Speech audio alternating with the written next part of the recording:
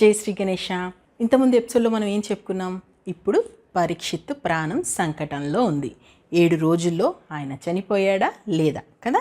పరీక్షిత్ని ఎలా అయినా కాపాడుకోవాలి అనుకుంటున్నారు మంత్రులు, ఎలా అయినా చంపాలి అనుకుంటున్నాడు తక్షకుడు. అందుకోసం కట్టుదిట్టమైనటువంటి ఏర్పాట్లయితే మంత్రులు చేశారు. అదేవిధంగా ఎందుకైనా మంచిదే, ఒక మునికుమారుడి శాపం ఫలించకుండా ఉండదు కాబట్టి ఎందుకైనా మంచిదే, ఎలాంటి సర్పకాటుకైనా వైద్యం అందించేటువంటి కశ్యపుణ్ణి కూడా వాళ్ళు పిలుస్తారు.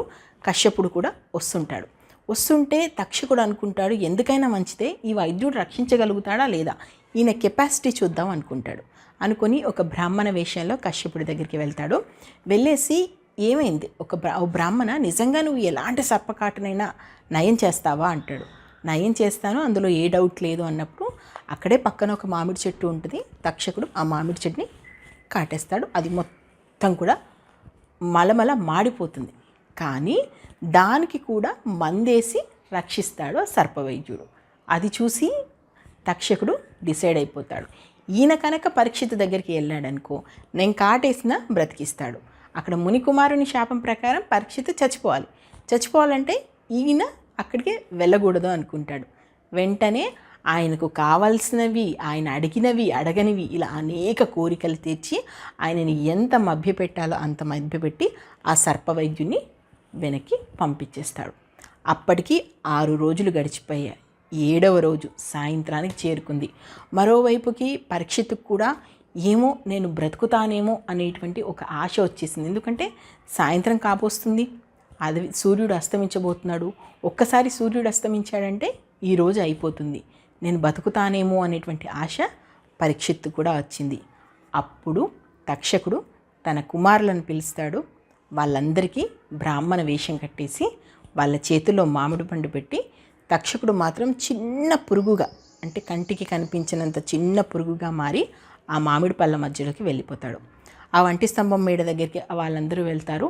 వచ్చిన వాళ్ళు బ్రాహ్మణులేమో అనుకొని సరే అని చెప్పేసి అక్కడ ఉన్న వాళ్ళు పరీక్షిత్తు ఉన్నటువంటి గది ముందు వరకు పంపిస్తారు.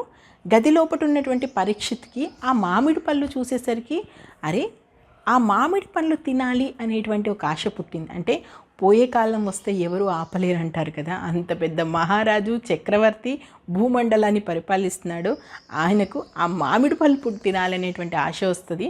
అండ్ ఏమనుకుంటాడంటే అరే సాయంత్రం అయిపోతుంది, ఆల్రెడీ సూర్యాస్తం అయిపోతుంది, ఇక నాకేం కాదులే అని చెప్పేసి ఆ బ్రాహ్మణుల దగ్గరికి వచ్చి వాళ్ళు ఇస్తున్నటువంటి మామిడి పండుని ఇలా తీసుకుపోతాడు.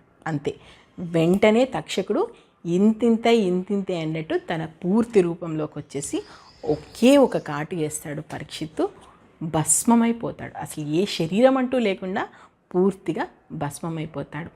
ఈ విషయము ఉద్దకుడు జనమేజయుడికి చెప్పగానే జనమేజయుడికి ఎంత కోపం వస్తుంది అంటే, ఒక మునికుమారుడు శాపం పెట్టాడని తక్షకుడు ఇంత పని కట్టుకొని చేయాల్సినటువంటి అవసరం ఏమొచ్చింది?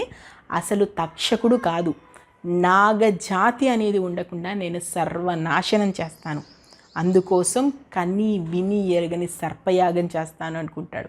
మాకైతే 10th క్లాస్లో ఈ లెసన్ ఉంది, జనమేజయుడి సర్పయాగానికి సంబంధించి. ఇప్పుడున్న వాళ్ళకు ఉందో లేదో నాకు తెలియదు, కానీ ఆ సర్పయాగము ఎంత గొప్పగా ఉంటుంది అంటే మనం చెప్తుంటేనే ఒళ్ళు గగుర్లు పొడిచే విధంగా ఉంటుంది. దాదాపు ఒకేసారి ఒక 10 లక్షల నాగులు వచ్చి స్వాహ అయిపోతుంటాయి.